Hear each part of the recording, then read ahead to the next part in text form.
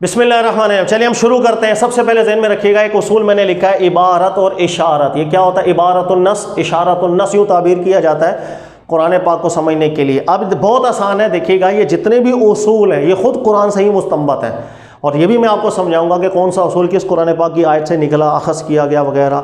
बिल्कुल अक़ली और फ़ितरी उसूल है, और बिल्कुल हर लैंग्वेज वाला, हर ज़बान वाला, हर माहौल और हर मुआशरे वाला इस चीज़ को समझता है। इसलिए कुरान पाक समझने के लिए बहुत आसान है कि ये इसके समझने के जो उसूल हैं ये इतने फ़ितरी हैं कि किसी को अजनबियत महसूस ही नहीं होती।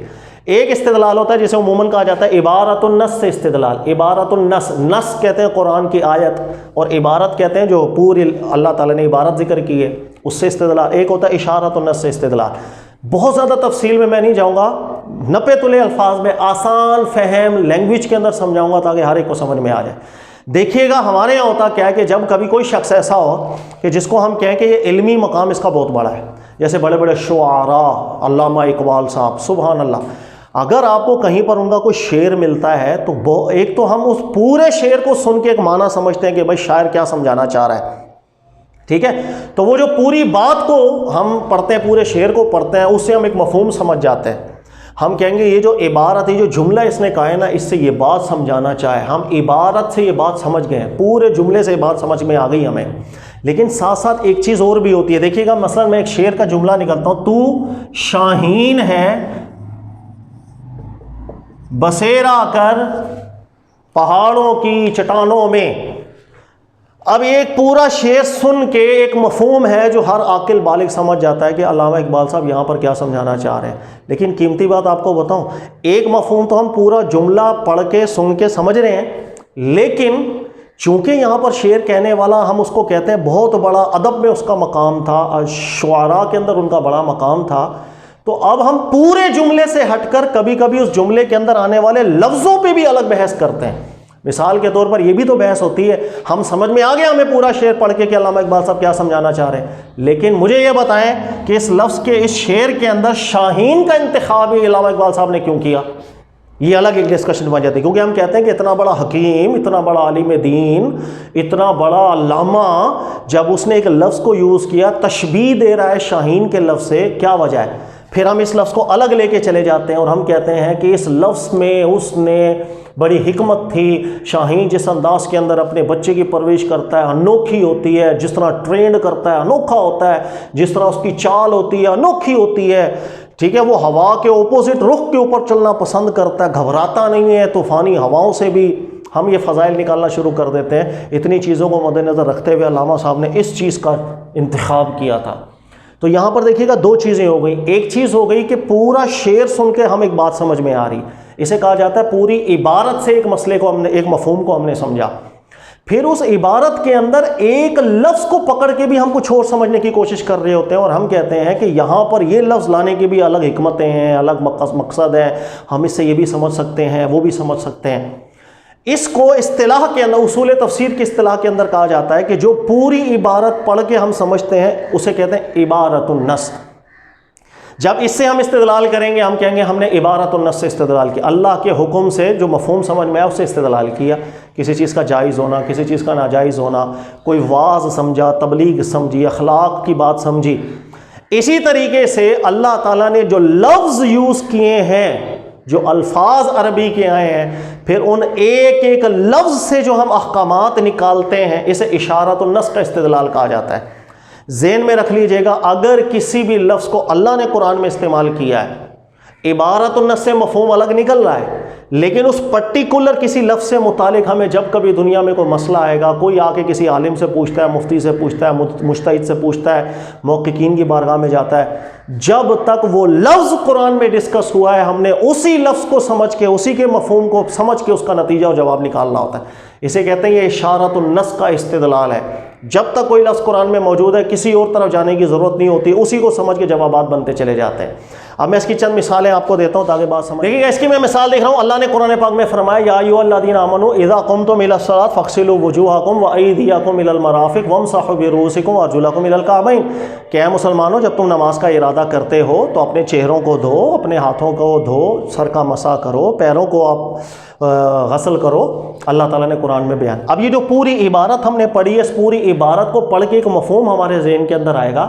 جب ہم اس مفہوم سے استدلال کرتے ہیں تو اسے کہیں گے ہم نے عبارت النص سے استدلال کیا، یعنی اللہ کی عبارت سے، اللہ کے کلام سے ہم نے استدلال کیا۔ اور وہ استدلال کیا ہے کہ جب کوئی نماز کا ارادہ کرتا ہے تو ہم کہیں گے کہ بھائی آپ آداب یہ ہیں اس کے، اللہ نے جو ذکر کیے کہ آپ سب سے پہلے اپنے ہاتھوں کو دھوئیں، اپنے چہرے کو دھوئیں، مسح کریں، اس انداز کے اندر اللہ کی بارگاہ میں آپ حاضری دیں۔ ہر بندہ اس مفہوم کو سمجھ جائے گا، عبارت النص سے ایک چیز۔ لیکن دیکھیے گا اب یہاں پر اللہ تعالیٰ نے الفاظ استعمال کیے ہیں، جیسے صلاۃ کا لفظ ہے، غسل کا لفظ ہے، وجہ کا لفظ ہے، یہ لفظ ہے۔ اب ہمارے یہاں کا کیا ہوگا، جب کبھی کوئی بھی سوال کسی بھی طریقے سے کسی عالم دین کے پاس آئے اور وہ سوال متعلق ہو اس لفظ سے جن لفظوں کو اللہ تعالیٰ نے قرآن میں ذکر کیا ہے، اس مجتہد کا حق ہے کہ وہ قرآن پاک کے اسی لفظ میں غور و فکر کرے اور اس سوال کا جواب نکال کر کے دے۔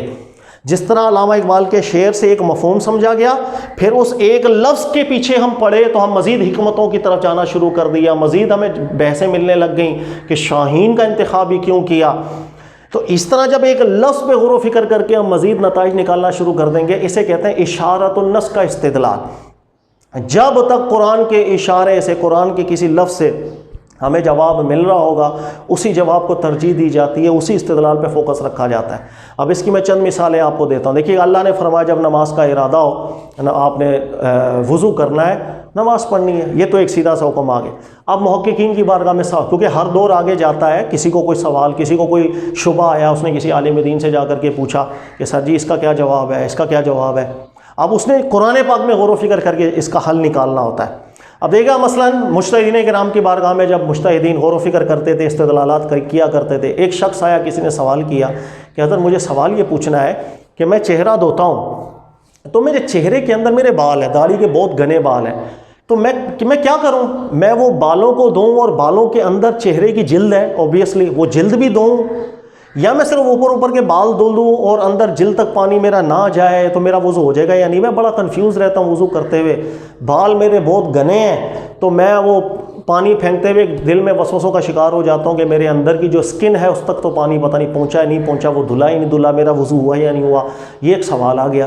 جب مجتہدین کی بارگاہ میں سوالات آتے ہیں، یاد رکھیے ایک تو حکم قرآن کی عبارت سے ہم نے سمجھ لیا کہ اللہ نے فرمایا تھا وضو کرنا ہے جب آپ نے نماز پڑھنی ہے، بالکل ٹھیک استدلال عبارت النص سے۔ لیکن اب اسپیسیفکلی کسی نے ہم سے سوال کیا چہرے سے متعلق، اور سوال یہ تھا کہ اگر کسی کی داڑھی گھنی ہے، مونچھیں گھنی ہیں، تو کیا اس پر بھی لازم ہے کہ وہ اندر جلد تک پانی کو پہنچائے یا صرف بالوں تک پانی پہنچ گیا اوپر جو نظر آ رہا ہے بس ٹھیک ہے وضو اس کا ہو جائے گا؟ اس سوال کے جواب کو ڈسکس کرنے کے لیے مجتہد پھر قرآن پاک میں جائے گا، اس لفظ کو پکڑے گا جو اللہ نے لفظ استعمال کیا۔ چونکہ قرآن پاک اللہ تعالیٰ نے فرمایا بلسان عربی مبین، واضح کھلی عربی زبان میں نازل ہوا ہے، اس لفظ کو جو اللہ نے انتخاب کیا اس کے معنی کی طرف جائے گا اور اسی سے نتائج نکالنے کی کوشش کرے گا۔ جب تک قرآن پاک کے لفظ میں کسی سوال کا جواب موجود ہوگا، کسی اور جانب جانے کی ضرورت نہیں ہے۔ قرآنی استدلال میں قرآن کے علاوہ کوئی بات ہی نہیں ہوتی۔ کیا مطلب؟ جب تک قرآن سولوشن دے رہا ہے فوکس کرنا ہے۔ جیسے میں نے مثال دی تھی شاہین لفظ سے، آپ گہرائی میں چلے جائیں، دیکھیں گا علماء نے اس کو کیسے حل کیا کہ اللہ تعالیٰ نے، چونکہ سوال ہوا تھا چہرے سے متعلق، اللہ تعالیٰ نے قرآن پاک میں فرمایا اپنے وجہ کو دھونا ہے۔ اللہ تعالیٰ نے لفظ استعمال کیا، جیسے علامہ اقبال نے شاہین لفظ استعمال کیا، حکمت تھی نا، تو اللہ کا کلام ہر جملہ ہر لفظ حکمت رکھتا ہے۔ اب اللہ نے وجہ کا لفظ استعمال کیا، میں نے اس کو غور کرنا ہے کہ بلسان عربی مبین، یہ وجہ کیسے استعمال ہوتا ہے، اس کا کیا معنی ہے کیا نہیں، کیا مجھے میرے سوال کا جواب اس لفظ سے مل جائے گا یا نہیں؟ تو جس وقت علماء محققین نے غور کیا، امام ابو حنیفہ، شافعی، مالک، حنبل، انہوں نے دیکھا کہ عربی کے اندر وجہ، ہم تو اردو میں ٹرانسلیشن یوں کرتے ہیں نا چہرہ، سمپل، ایسا نہیں ہے۔ عربی کے اندر وجہ صرف چہرے کو نہیں کہتے، بلکہ عربی کے اندر وجہ کہا جاتا ہے کہ آپ کے سامنے چہرہ رکھ کے کوئی شخص آ جائے، اب میں اس کے چہرے کو دیکھوں اور آپ میرے چہرے کو دیکھیں، تو عربی میں کہا جاتا ہے ما یقع علیہ النظر فہو الوجہ، کہ جب آمنا سامنا کرتے ہوئے ہم ایک دوسرے کو دیکھ رہے ہوں گے تو میری نظریں آپ کے چہرے کے جس حصے پر پڑیں گی اسے وجہ کہتے ہیں، اور جس حصے پر میری نظر نہیں پڑی ہوگی، مجھے دکھ نہیں رہا ہوگا، اسے وجہ نہیں کہتے ہیں، اسے عربی میں وجہ کہتے ہیں۔ تو اللہ نے فرمایا کہ آپ نے وجہ کو دھونا ہے۔ وجہ عربی لسان عربی مبین کے اندر اپنا ایک معنی رکھتا ہے کہ کسی کے چہرے کو یوں سامنے کر رکھ کے دیکھیں اور جب میں غور کروں تو جس چہرے کے جس حصے پر نظر پڑے وہ وجہ ہے، جس حصے پر نظر نہیں پڑے گی وہ وجہ نہیں۔ جب اس لفظ کو ہم نے غور کر لیا، اب ہم نے اس کوشچن کو دیکھا، سوال کرنے والے نے کیا سوال کیا، اس کا سوال یہ تھا کہ میرے بال گنے ہیں، مونچھیں گنی ہیں، میں وضو کرتے بڑے وسوسوں کا شکار ہو جاتا ہوں، پتہ نہیں میری جلد تک پانی پہنچا یا نہیں۔ تو علماء نے جواب نکال دیا، انہوں نے کہا اللہ نے وجہ دھونے کا فرمایا تھا، اور وجہ اپنے اندر ایک واضح بلسان عربی مبین معنی رکھتا ہے کہ جس چیز پر نظر پڑ رہی ہو چہرے کے حصے میں وہ وجہ ہے۔ لہٰذا اب غور کریں کہ جس انسان کے چہرے پر گنے بال ہوں کہ کھال نظر نہیں آیا، اندر صرف بال نظر آتے ہیں داڑھی کے مونچھ کے، وہ صرف اپنے بالوں کو دھوئے گا، اس کا وضو ہو جائے گا، اللہ کا حکم پورا۔ اندر کی جلد دھونا اس کے لیے بالکل ضروری نہیں بنے گا۔ لیکن اگر کوئی شخص ایسا ہو کہ جس کے مونچھیں ہلکی ہوں کہ اندر کی کھال نظر آئے، داڑھی بالکل ہلکی ہو کہ اندر کی کھال بھی دکھتی ہے، نظر پڑ رہی ہے، تو اب وہاں پر بھی پانی بال ہے۔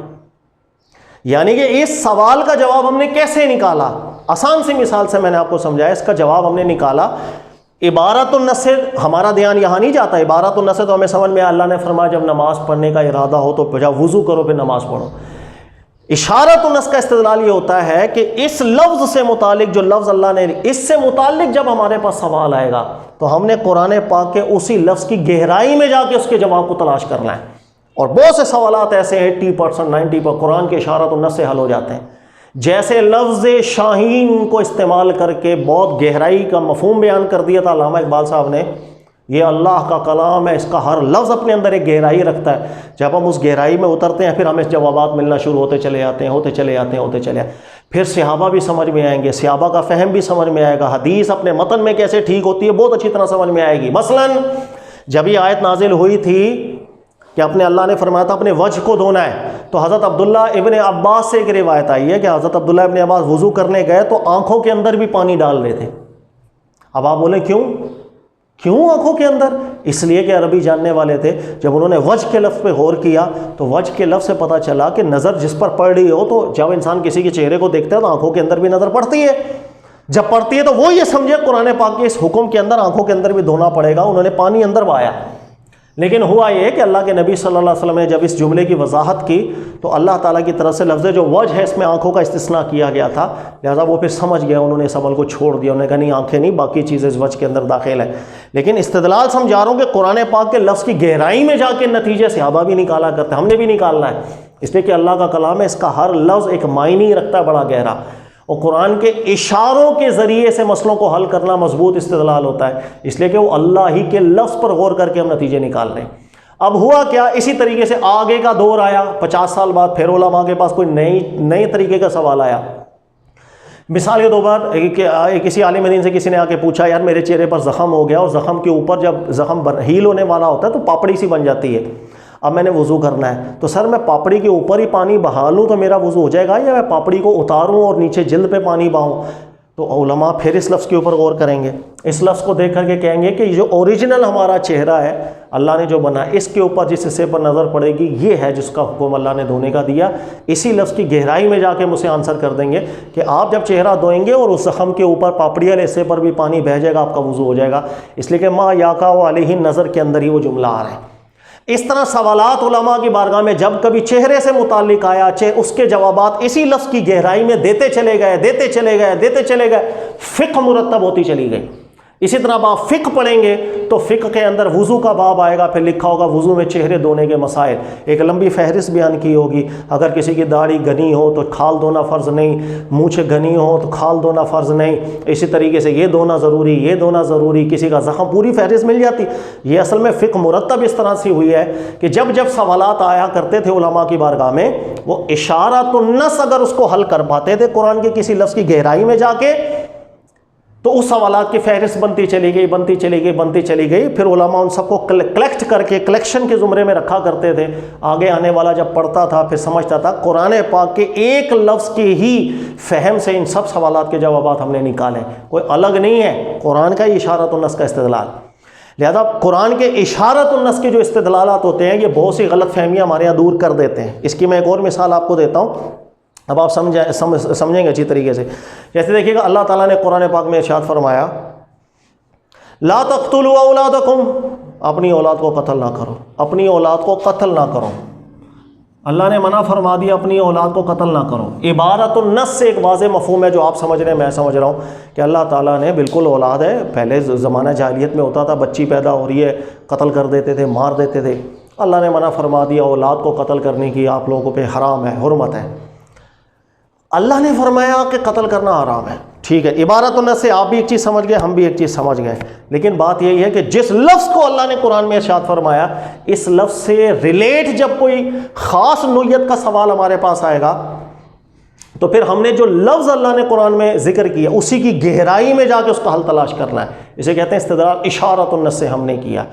مثال یہ دیکھیں، علماء کی بارگاہ میں سوال آتا ہے، امام شافعی کے پاس ہے، امام مالک کے پاس ہے، دیگر مجتہدین کے پاس ہے، یا آج ہمارے پاس آئے. وہ یہ ہے کہ خاتون ہے، اس کو حمل ٹھہرا، اب اس نے اگلے ہی دن کوئی ایسی خوراک کھائی کہ اس حمل کو ضائع کروا دیا، تو سر وہ کیا قتل کے زمرے میں آئے گا یا نہیں آئے گا؟ ہم یہ کہہ سکتے ہیں اس نے بھی اپنے بچے کو قتل کیا. یہ ایک سوال علماء کی بارگاہ میں آنا شروع ہو گیا. پھر علماء نے غور کیا کہ اگر کسی خاتون کو 1 دن کا حمل ہو، 2 دن کا ہو، ہفتے کا ہو، 10 دن کا ہو، اگر وہ حمل گروا دیں تو آیا اب بھی ہم یہ کہیں گے کہ اس نے اپنی اولاد کو قتل کیا؟ اچھا کام تو یہ نہیں ہے، سیدھی سی بات ہے، کیونکہ اس نے آگے ایک زندہ انسان بننا ہی تھا. لیکن کیا قاتل کہلائے گا؟ یہ جب سوال علماء کی بارگاہ میں آیا، پھر علماء کرام نے کہا کہ رکو، اللہ نے قرآن میں اولاد کو قتل کرنے سے منع کیا ہے. لا تقتلوا اولادکم، اپنی اولاد کو قتل نہ کرو. اللہ نے جو لفظ ارشاد فرمائے، ہم نے ان لفظوں کے اوپر غور کرنا ہے، ہمیں اس کا جواب مل جائے. اشارۃ بالنص حل نکالنا پڑے گا ہمیں. وہ کیسے؟ اللہ نے 2 چیزیں ذکر کی، ایک لفظ قتل اور آگے اللہ نے لکھا اولادکم، اور اپنی ولد کی جمع ہے اولاد، ولد کی جمع ہے اولاد. قتل ہم نے نہیں کرنا کس کو؟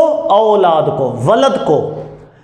قتل عربی کے اندر بلسان عربی مبین، عربی بالکل واضح ایک لغت ہے. اب عربی میں دیکھیں گے تو قتل معنی خاص رکھتا ہے، اور قتل کا مطلب ہوتا ہے کسی ذی روح کو مار دینا کہ روح اس میں سے نکل جائے.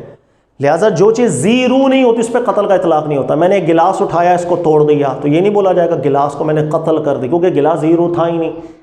تو قتل کا اطلاق عربی میں، دنیا کی بھی اور لینگویجز کے اندر، اردو میں بھی ذی روح چیزوں کے اوپر ہوتا ہے. کسی ذی روح کو مارنا اور کہ روح اس میں سے نکل جائے، اس کو قتل کہا جاتا ہے. لہذا پتہ چلا اللہ نے جس چیز سے منع کیا، جب اس کے معنی میں جا کے غور کیا تو ذی روح ہونا چاہیے. لہذا اگر کوئی چیز ہے جس میں بھی روح نہیں ہے، اس پہ قتل کا اطلاق ہوگا ہی نہیں، وہ اس حکم کے اندر آ ہی نہیں رہا. اسی طرح اللہ تعالیٰ نے اولاد کو مارنے سے منع کیا. اولاد ہے ولد کی جمع. ولد کسے کہتے ہیں؟ ہم کہتے ہیں ولد، بچہ. تو جس چیز کو اللہ نے منع کیا مارنے سے وہ ہے ولد، اور اسے قتل کرنے سے منع کیا. جب ان 2 لفظوں کی گہرائی میں ہم جانا شروع کر دیں گے، ہمیں اس مسئلے کا سلوشن سمجھ میں آ جائے گا. وہ کیا؟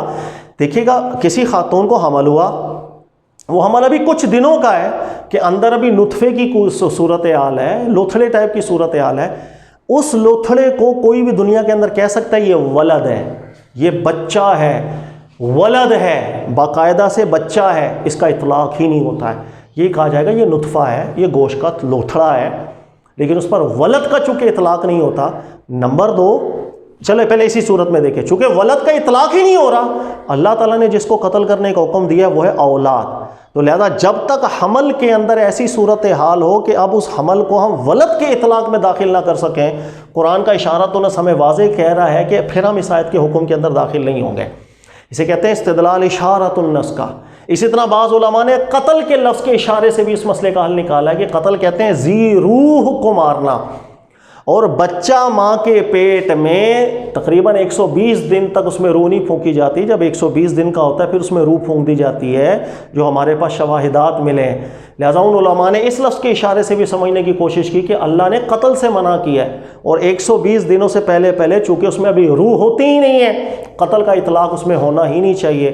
لہذا کسی وجہ سے، کسی مجبوری سے اگر کوئی خاتون جو شروع کے ایام ہوتے ہیں اس میں حمل کو گرانا چاہتی ہے، ساقط کرنا چاہتی ہے، وہ قتل کے زمرے کے اندر نہیں جائے گا. تو یہ جو آنسر کیا علماء کرام نے، اس کو کہتے ہیں اصول استدلال کیا اشارۃ النص سے. ایک عبارت النص تھا جو ہم آیت پڑھ کے سمجھ گئے، لا تقتلوا اولاد، اولاد کو قتل کرنا حرام ہے اللہ کی طرف سے. اور ایک اشارۃ النص ہے کہ کسی لفظ کی گہرائی میں چلے گئے، پھر اس لفظ سے متعلق جو سوال تھا ہم نے اس کا جواب نکالنے کی کوشش کی ہے. تو یہ 2 طرح کے اصول پہلے ذہن میں رکھیے. قرآن کے بہت سے استدلالات عبارت النص سے ہوتے ہیں، بہت سے استدلالات اشارۃ النص سے ہوتے ہیں، یہ بھی قرآنی استدلال کہلاتا ہے اور یہ بھی قرآنی استدلال کہلاتا ہے۔ فرق صرف اتنا ہے دونوں کو سمجھنے میں کہ ہم پوری آیت کو پڑھ کے جو مفہوم سمجھ رہے ہوتے ہیں اسے کہتے ہیں عبارۃ النص کا استدلال، لیکن اسی آیت میں جو لفظ اللہ نے ارشاد فرمایا ہے، جب پرٹیکولر ان کسی لفظوں سے متعلق ہمارے پاس صورتحال آئے گی، کوئی جدید مسئلہ ہمارے سامنے آ جائے، آج کے دور کا کوئی سائنسی مسئلہ ہمارے سامنے آ جائے، اب اسی لفظ کے معنی کی گہرائی میں جا کر جب ہم اس کا سلوشن نکالتے ہیں، اسے اشارۃ النص کا استدلال کہتے ہیں۔ اور اشارۃ النص کا استدلال بہت مسائل کو حل کرتا ہے۔ جدید دور کے آنے والی صورتحال کو ہم اشاروں کے ذریعے حل کر رہے ہوتے ہیں کہ اللہ نے جو لفظ ارشاد فرمایا اس کے معنی کی گہرائی میں جا کے اس کا سلوشن نکال لیا جائے۔ تو یہ پہلا اصول اپنے ذہن میں رکھیے گا۔ میں نے اس کی کچھ مثالیں آپ کو دی ہیں، ایک مثال میں اور دے دیتا ہوں تاکہ مضبوط ہو مزید۔ یہ اللہ نے فرمایا فَتَيَمَّمُوا صَعِيدًا طَيِّبًا، تمہیں پانی نہ ملے تو تم سعید سے تیمم کر لو۔ اچھا، سعید کا عام طور پہ ہمارے یہاں ترجمہ کر دیا جاتا ہے مٹی نہیں ہے، کیونکہ اللہ نے ہی سعید لفظ قرآن پاک میں ارض کے لیے استعمال کیا، زمین، ارض کے لیے، یعنی زمین سے تیمم کر لو۔ یہ عبارت النص ہے جس کو ہم فوراً سمجھ گئے، ایک مفہوم سمجھ گئے کہ جب پانی ہمارے پاس نہ ہو تو اللہ کی بارگاہ میں حاضری کے لیے اللہ نے اس کا نعم البدل تیمم قرار دیا ہے کہ انسان تعبداً ایسا عمل کرے اور جا کے نماز پڑھ لے۔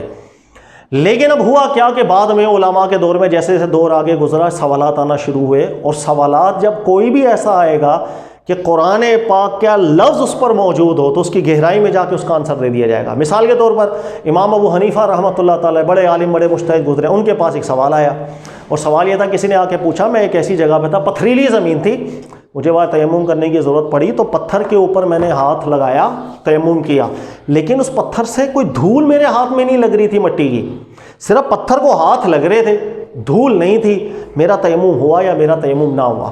اب یہ ایک نئی صورتحال کا ایک سوال تھا۔ امام ابو، چونکہ اصول استدلال، اصول تفسیر، اصول استدلال بڑے اچھے تھے مجتہدین کے، اس لیے تو لوگوں نے ان کو قبول کیا، اللہ نے ان کی محبت لوگوں کے دلوں میں ڈالی۔ تو امام ابو حنیفہ نے اس کا جواب کیسے تلاش کیا؟ دیکھیے گا، امام ابو حنیفہ نے، اللہ نے قرآن پاک میں فرمایا فَتَيَمَّمُوا صَعِيدًا طَيِّبًا، آپ نے تیمم سعید سے کرنا ہے۔ اسی سعید کو اللہ تعالیٰ نے دیگر جگہوں میں فرمایا، ارض کے لفظ سے تعبیر کیا قرآن پاک کے اندر ہی، یعنی سعید عربی میں کہا جاتا ہے ارض کو، زمین کو، ہر وہ چیز جو زمین ہو یا ہر وہ چیز جو زمین کی جنس سے ہو، اسے ارض کہا جاتا ہے۔